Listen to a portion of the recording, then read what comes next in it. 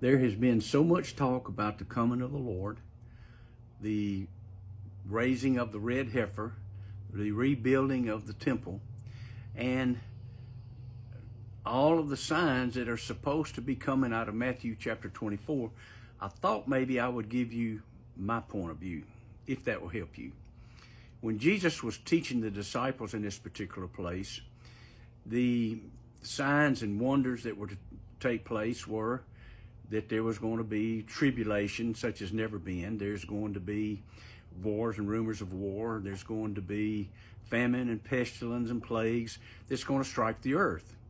And then in that great and fateful day, then the sun's going to turn black and the earth's going to tremble. Well, here's the truth. All that took place. Every bit of it has already taken place. Now, how do I know? Because Jesus said this, and I want you to hear it, because this is the key to Matthew chapter 24. He said this generation shall not pass away until all these things be fulfilled.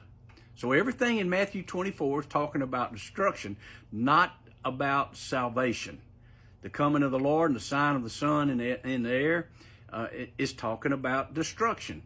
That's exactly what happened in 70 A.D. because of the sins of Israel when they crucified the Lord's Christ.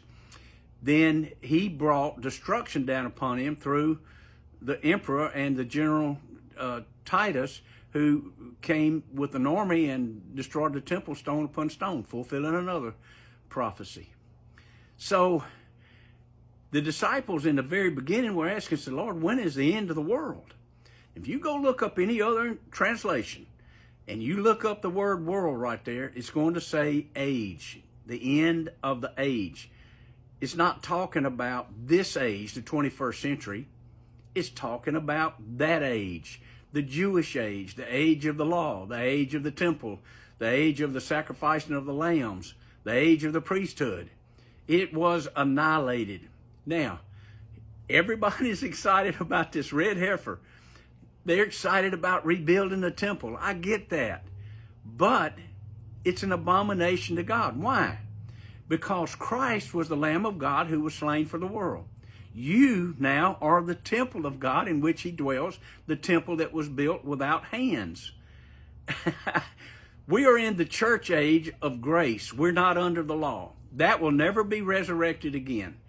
If the temple gets built, great. If they get a red heifer, great. If they start sacrificing lambs, great. But let me tell you, that's not God's way. All Israel will be saved, but they're going to go through the cross. They're not going to go through the law. End of story on that. Jesus died for the sins of the whole world, Jew and Gentile. So is Matthew chapter 24 fulfilled? And if so, according to Matthew chapter 24, verse 34, this generation shall not pass away until all these things be fulfilled. So if that's the case, why do we keep looking for a red heifer, a rebuilt temple, the revision of the priesthood, the restoration of the law, when it's all been done away? We live in a better age, the age of grace. Christ came and was crucified at the cross to save your soul, my soul, and all of the Jews. The key to the whole thing is Matthew 24 has been fulfilled. If you can't see that, I can't help you. I know when a lot of times when people are taught something in the very beginning and they've heard it over and over and over, then they start to believe it. But I can tell you, you need to go back and reread chapter 24. Why? Because it will reveal things to you that you didn't see before. I just promise you it will. I just hit some highlights, but if you'll notice, I'm going to throw one more thing out there. All of the scriptures talk about the return of the Lord were written before 70 A.D. You said, but Revelation wasn't. Revelation wasn't talking about the end of the world or the end of the age. He was talking about the revelation or revealing the apocalypse, which means to uncover or unveil the Son of God. And every line in there does. End of story. So, if my words have helped you, great. Do not fear about the future. the desolation and desecration of the temple through that abominable snowman who went in there and did that, also known as the Iceman, also known as the Antichrist. It's already been done. Where the Antichrist? Well, everybody's looking for an Antichrist. The Bible says we should look for the Son of God to be revealed in us. That's the key. The Antichrist, it was told by Paul, he says, there's many Antichrists. They're everywhere. People that don't believe in God and his Christ.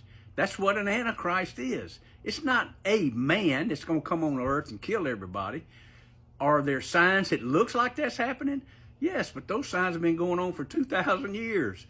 Okay, not trying to afflict you and teaching you maybe something different that you've heard in your pulpit for 50 years.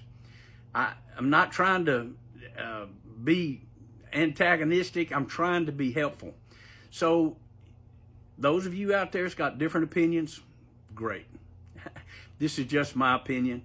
And if you like it, wonderful. I think you'd be better off for it if you know the truth. If you're my disciples, you should know the truth, and the truth shall set you free. So quit fearing about the end of the world. Remember, it was the end of the age, the Jewish age, and that came to pass when Jesus came in judgment on Jerusalem. God bless you guys, and go in peace. I love you. Bye.